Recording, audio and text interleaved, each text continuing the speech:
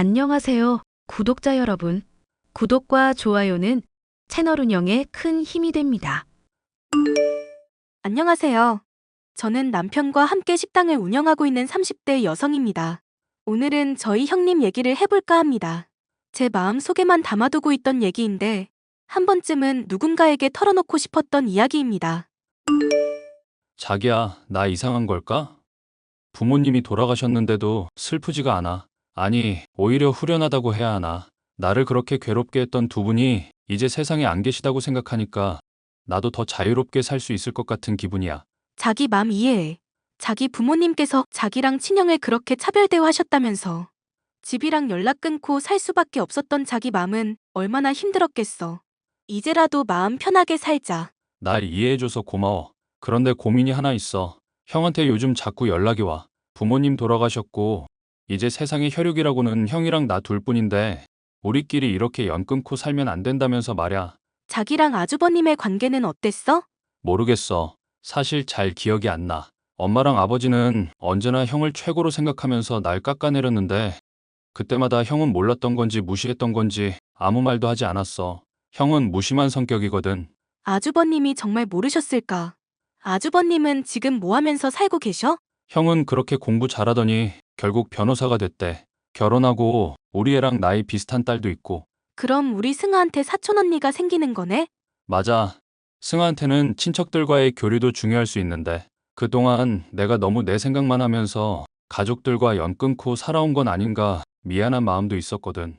아주버님이랑 다시 연락할지 말지는 자기가 잘 생각해보고 결정해. 나랑 승아는 어느 쪽이든 당신 결정을 지지할 테니까. 남편은 오랜 고민 끝에 아주버님과의 관계를 이어나가기로 결심했습니다. 다만 저희가 하는 일에 대해서는 조금 얼버무렸습니다. 저희는 직장인들이 많은 오피스 상권에서 곰탕집을 운영하고 있는데 월 수입이 상당히 많은 편입니다. 남편은 친하지 않은 지인들에게는 이런 내용을 오픈하는 것을 항상 꺼려했고 아주버님에게도 아는 형님의 식당을 맡아서 관리하고 있다는 식으로 둘러댔던 것입니다. 저희는 가끔 만나 식사를 했고 저는 아주버님의 부인인 형님과도 좋은 관계를 유지하기 위해 노력했습니다. 동서, 우리 그때 만났을 때 말야. 동서 입으로 그랬지? 계획하는 거 좋아하고 꼼꼼한 편이라고. 네, 그런 편인데 요즘은 워낙 바빠서 계획하려고 생각할 시간도 없어요. 동서가 뭐가 바빠? 집에서 노는 거 아니었어? 그렇긴 한데 승아 키우느라 바빠서요. 애는 동서만 키우나, 유나는. 다름이 아니라 우리 두 가족 모두 모여서 태국 여행 가는 거 어때? 태국 여행이요? 승아는 아직 비행기 한 번도 안 타봤지? 동서네가 아무리 벌이가 적고 해외 경험이 없다고는 해도 승아는 다르잖아. 이제 막 커가는 애한테는 다양한 경험을 하게 해줘야 한다고. 동서네는 해외 거의 안 가봤을 테니 셋만 가기는 무리일 거고 우리랑 같이 가자. 승아 데리고 나간 적은 없지만 저도 해외 가봤어요. 그런 쪽으로 아무것도 모르지는 않아요. 그럼 다행이네. 그이가 변호사라 너무 바빠서 3박 4일 정도 빠듯하게 시간 낼 수 있을 듯 하니까. 동서가 거기에 맞춰서 계획 좀 짜봐. 제가요? 그런 거 좋아한다며. 좋아하는 거 하게 해준다는데 왜 그렇게 놀라? 여행 경비랑 동선 같은 것도 세세하게 짜봐. 동서가 얼마나 꼼꼼한 사람인지는 그걸로 판단할 테니까. 아, 저도 요즘 시간이 없어서요. 동서, 그동안 우리 두 가족 관계가 소원했다고는 하지만 우리 엄연한 가족이야. 가족들끼리는 그렇게 눈치 볼 필요 없어. 동서가 내 앞에서 괜히 바쁜 사람인 척 할 때마다 내 맘이 안 좋아. 바쁜 척한 건 아니고 진짜 바빠서 그래요. 정말로 그럴 필요 없대도. 내 앞에서 바쁜 척 안 해도 동서가 쓸모 있는 사람이라는 거 다 알고 있어. 그러니까 편하게 얘기하자고. 그럼 이번 거는 부탁 좀 할게. 다음 주 안에 계획표 보내줘. 저는 형님이 저를 무시하는 것 같아 조금 기분이 상했지만 남편에게는 말하지 않았습니다. 곰곰이 생각해보다가 마침 승아가 비행기 타보고 싶다는 말을 하기도 해서 가족 여행을 핑계 삼아 가게 일을 잠시 쉬고 태국에 다녀오는 것도 나쁘지는 않겠다는 생각이 들었습니다. 저는 정성스럽게 가족여행 계획표를 작성해서 형님께 보내드렸고 형님은 그걸 보고서는 너무 좋아하시더니 그 이후로 깜깜무소식이었습니다. 형님, 저희 이제 슬슬 비행기표 사야 하지 않을까요? 동서, 내가 말 안 했나? 우리 이미 태국 다녀왔어. 네? 저한테는 분명히 저희 두 가족 다 함께 가는 가족여행이라고 하셨잖아요. 그때는 그랬는데 동서가 고른 숙소가 너무 허접해서 말야. 최상급 호텔로 예약해서 우리끼리 다녀왔어. 동서한테 말하면 부담될까봐 미리 말 못한 거니까 이해해. 우리는 그 정도 호텔 숙박할 재력이 되지만 동선에는 안 될 게 뻔한데 어떻게 말하겠어. 그럼 제가 드린 계획표는 그대로 사용하셨고요? 당연하지. 계획표 잘 짰더라. 동서 그렇게 안 봤는데 의외로 꼼꼼한 면이 있어서 내가 덕을 좀 봤네. 혹시나 해서 물어보는 건데 이번 일로 삐진 건 아니지? 삐지고 말고 할 그런 문제가 아니라요. 너무 당황스럽고 놀랍네요. 가족끼리 왜 그래? 이럴 때 돕고 지내는 게 가족이지. 우리 다음 휴가 때는 하와이 다녀올 건데 그때도 동서가 계획표 짜주라. 그때는 동선에 가족한테 같이 가자고 안 할 테니까 호텔은 최고급으로 꼭 넣어줘. 알았지? 형님은 저희를 배려해서 저희한테 말도 없이 최고급 호텔로 여행을 다녀왔다고 했지만 그게 배려가 아니란 건 저도 알고 있었습니다. 묘하게 자기네들은 잘 살고 저희는 어렵게 살고 있으니 이 정도 수준 차이 나는 건 당연하다는 전제를 깔고 저에게 말을 하고 있었습니다. 게다가 제가 집에서 논다는 이유로 저를 봄으로 부려먹으려는 시도까지 하려는 게 제 눈에 보였습니다.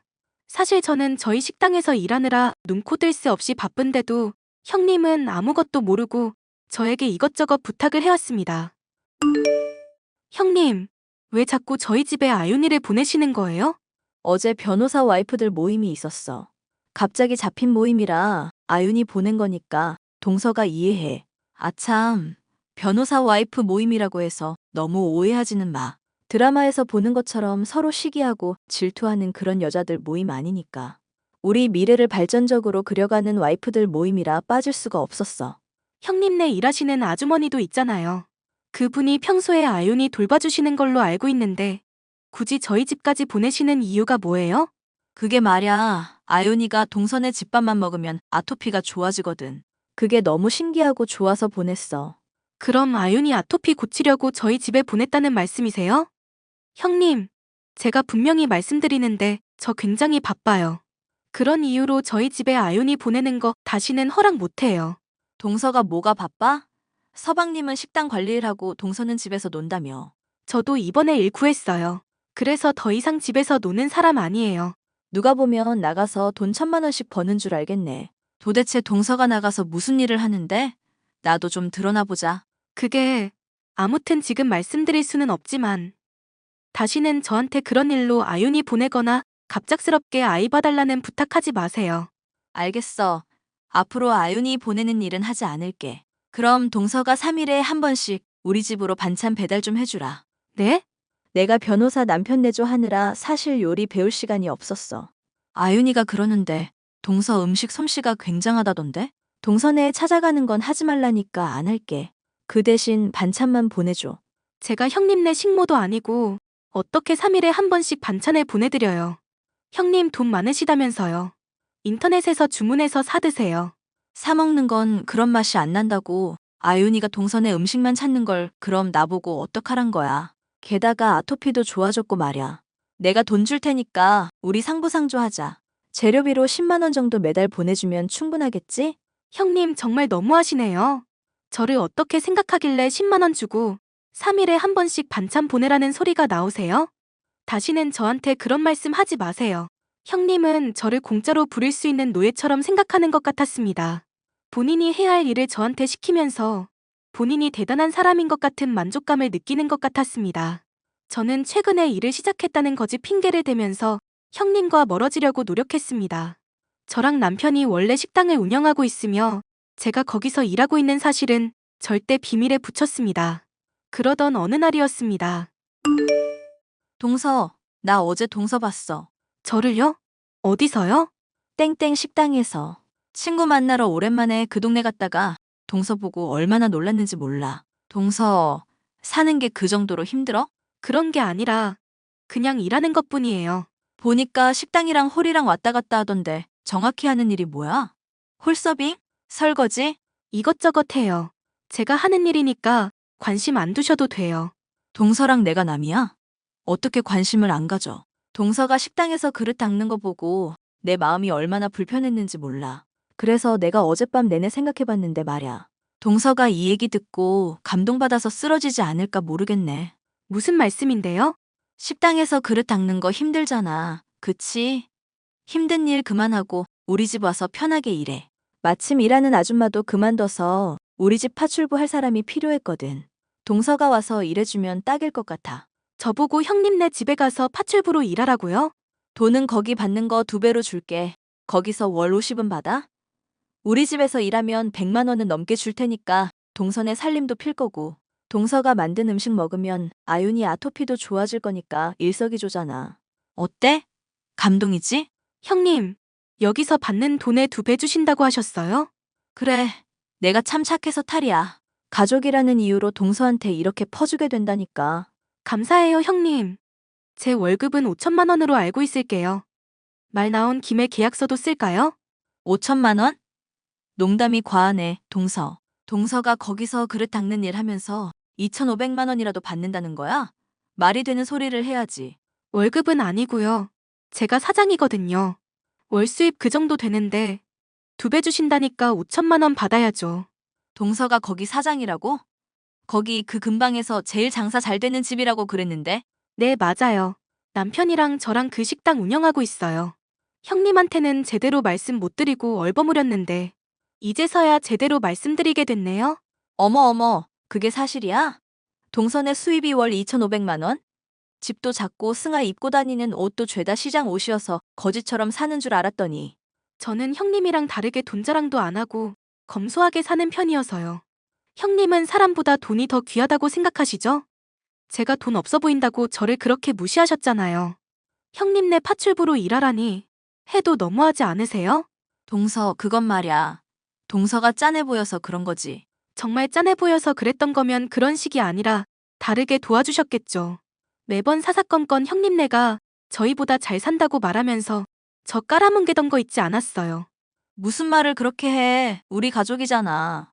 아무리 가족이어도 다들 얼굴 보고 하하호 하면서 사는 거 아니더라고요. 남보다 못한 가족들이 너무 많아서 말이죠. 저는 여기까지 할게요. 더 이상 형님이랑 연락할 자신이 없네요. 저는 그동안 있었던 일을 전부 남편에게 말했습니다. 남편은 노발대발하면서 형님네로 찾아가 불같이 화를 냈고 그날 저희와 형님 가족의 인연은 끝났습니다. 나중에 저희 딸인 승아에게 물어보니 형님네 아이랑 있는 게 싫고 불편했다고 하더라고요. 말끝마다 옷 브랜드로 승아를 무시해서 어린 마음에도 적잖이 상처가 있었던 모양입니다. 그렇게 저희는 형님네와 인연을 끊고 잘 살고 있었습니다. 자기야, 형 말야, 이혼했대. 이혼이라니? 형님이 성격이 이상하긴 했어도 아주버님이랑은 잘 살고 있었잖아.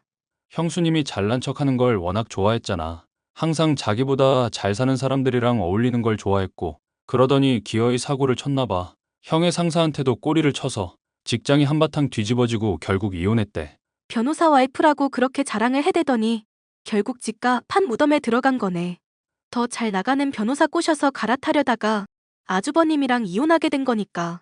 양육권도 형이 다 가져왔고, 형수님은 맨몸으로 친정 가서 지내나 보더라고. 내가 누구 인생을 판단할 처지는 아니지만 그 인생도 참 짠하다. 형님은 그렇게 아주버님과 이혼하고 시골로 내려갔다고 들었습니다. 저희가 북같이 화냈을 때 형님이 정신을 차렸다면 그녀의 인생은 달라졌을까요? 지금도 남편이랑 둘이 술 한잔 할 때마다 형님 얘기를 가끔 합니다. 어디서 뭘 하고 지내는지는 몰라도 부디 잘 지내고 있기를 바라고 있습니다.